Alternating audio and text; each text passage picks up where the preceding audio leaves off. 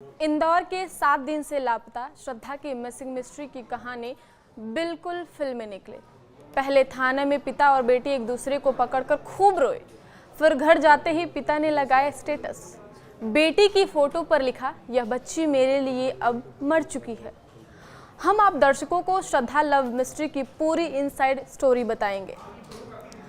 नमस्कार, स्वागत है आपका। आप देख रहे हैं न्यूज़ 18 का डिजिटल प्लेटफॉर्म। मैं हूं आपके साथ रजनी चौबे।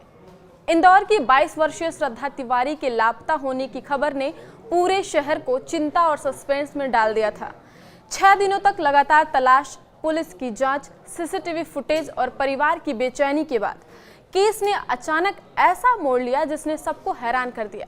श्रद्धा, जिसे परिवार और पुलिस ढूंढ रही थी, अचानक से इंदौर के MIG थाने पहुंची, लेकिन अकेली नहीं बल्कि अपने पति करण के साथ, और सबको चौंका दिया और अपने ही परिवार पर गंभीर आरोप भी लगाए।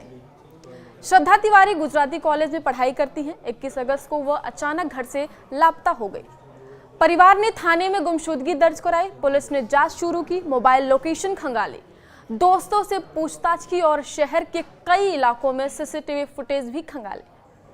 श्रद्धा का नाम जैसे जैसे सुर्खियों में आता गया, परिवार की बेचैनी और बढ़ती गई। पिता अनिल तिवारी ने बेटी का पता बताने वाले को 51,000 रुपए इनाम देने तक की घोषणा कर दी। मां ने मीडिया के सामने रो रो कर गुहार लगाई, अपील की, बेटी घर लौटाओ, कोई तुम्हारे साथ कुछ नहीं करेगा। फिर मामले में आया एक नया मोड़, मौसी की बेटी और दोस्ती के चर्चे। जांच में पुलिस के सामने श्रद्धा की मौसी की बेटी खुशी शर्मा का नाम आया। बताया गया कि श्रद्धा उसे कई राज बताती थी। इसी दौरान यह भी सामने आया कि श्रद्धा की किसी सार्थक नाम के युवक से नजदीकी है। परिवार को शक था कि श्रद्धा उसी के साथ हो सकती है। कहानी पूरी फिल्मी और पिक्चर जैसी एडिटिंग। थाने में एंट्री। छठे दिन जब पुलिस परिवार को ढूंढ ढूंढ कर थक चुकी थी, तभी शुक्रवार सुबह एक ऐसा सीन हुआ जिसने सबको हैरान कर दिया।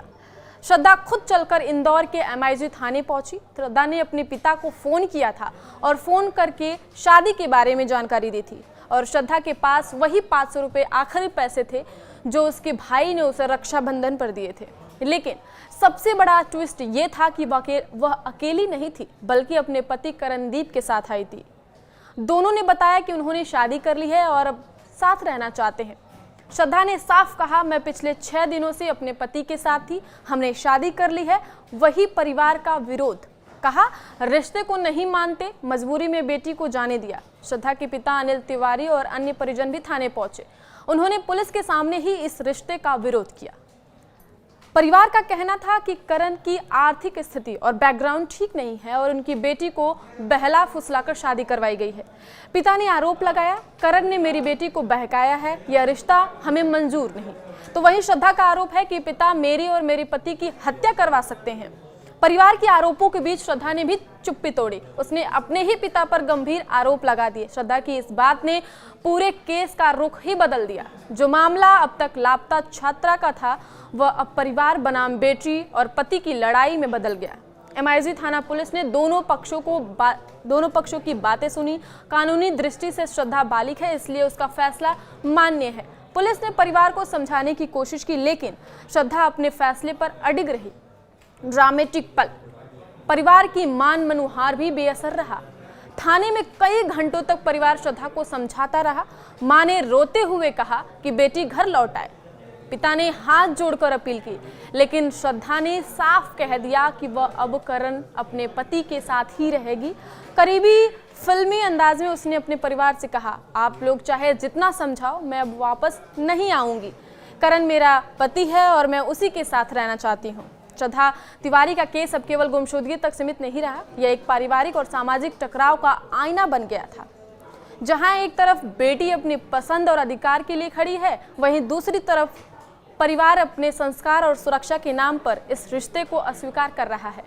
आयुषी उर्फ श्रद्धा के पिता ने अपने WhatsApp पर स्टेटस लगाया। श्रद्धा की फोटो पर लिखा, आज के बाद यह बच्ची मेरे लिए मर चुकी है। आज के बाद मेरा इससे कोई लेना देना नहीं है।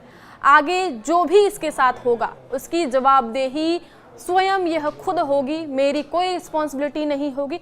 तो यह था पूरा श्रद्धा तिवारी केस का इनसाइड स्टोरी। आपने देखा। आगे की खबरों के लिए आप बने रहिए न्यूज़ 18 के साथ। धन्यवाद।